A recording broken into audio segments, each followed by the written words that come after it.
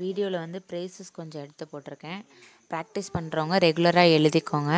அது மட்டும் இல்லாமல் பிப்ரவரி மாதம் வந்து எக்ஸாம் நடக்குமா நிறைய பேர் கேட்டிருக்கீங்க. ஆனால் வந்து டோட்டில் என்ன சொல்லியிருக்காங்க அப்படின்னா கட்டாயம் நடக்கும். பிப்ரவரி இல்லைன்னா மார்ச் ஏப்ரலில் நடக்கும். நிறைய நியூஸ் சென்டர்ஸ் வந்து இப்போ ஃபார்ம் பண்ணுறனால கொஞ்சம் டிலே ஆகுதுன்னு சொல்லி ஒரு இது கொடுத்துருக்காங்க. அதனால் அது என்னன்னு பார்த்துக்கோங்க. எழுதுறதை விடாதீங்க, கண்டினியூஸாக எழுதுங்க. எக்ஸாம் கட்டாயம் நடக்கும். தேங்க்யூ.